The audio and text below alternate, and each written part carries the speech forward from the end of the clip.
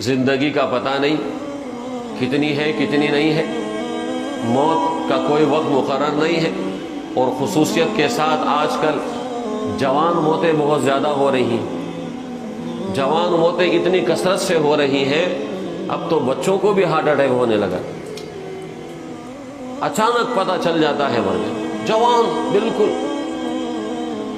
تو اس سے پہلے کہ ہمارے ہاتھ سے سب کچھ نکل جائے اور اچانک موت آ جائے، پھر کچھ نہیں ہو سکے گا، کچھ بھی نہیں ہو سکے گا۔ فرمایا کہ جب جان یہاں تک آ جاتی ہے، جان پہلے پاؤں سے نکلتی ہے، ایسے اللہ پاؤں سے روح نکالتا ہے، جان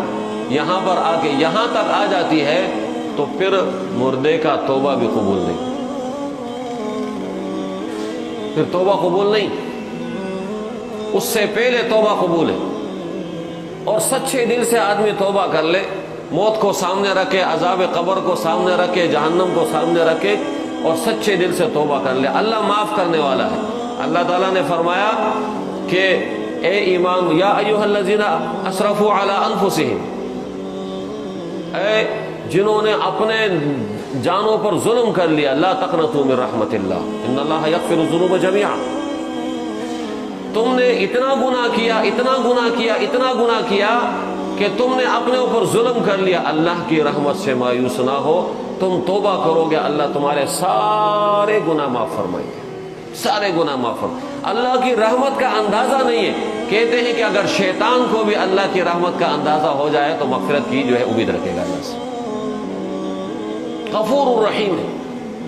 بس بندہ توبہ کر لے کہ یا اللہ جو کچھ ہو گیا ہو گیا، اے اللہ آج کے بعد نہیں کروں گا،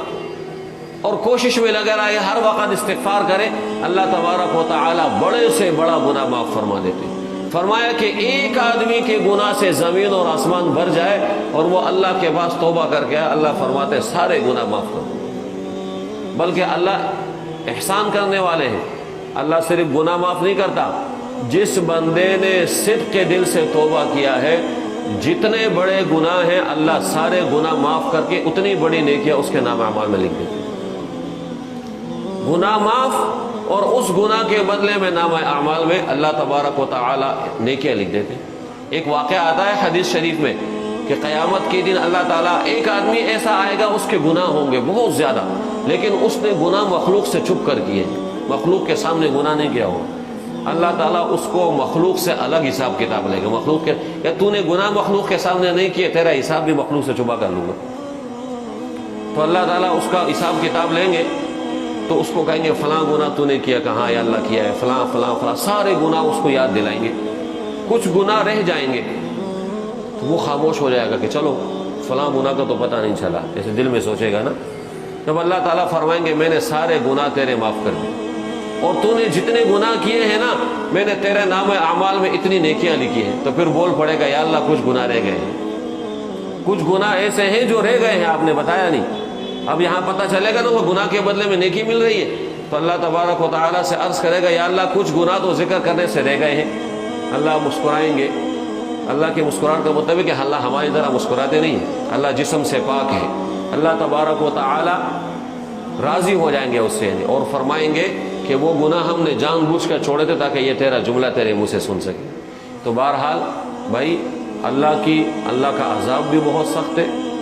اگر اللہ تبارک و تعالی معاف نہ کرنے پائے تو ایک گناہ صغیرہ سے آدمی ہلاک ہو جائے گا، اور اللہ غفور الرحیم ہے، جو صدق کے دل سے توبہ کرے گا اللہ تبارک و تعالی ساری زندگی گناہ معاف کرتے ہیں۔ اللہ تعالی عمل کرنے کی توفیق عطا فرمائے۔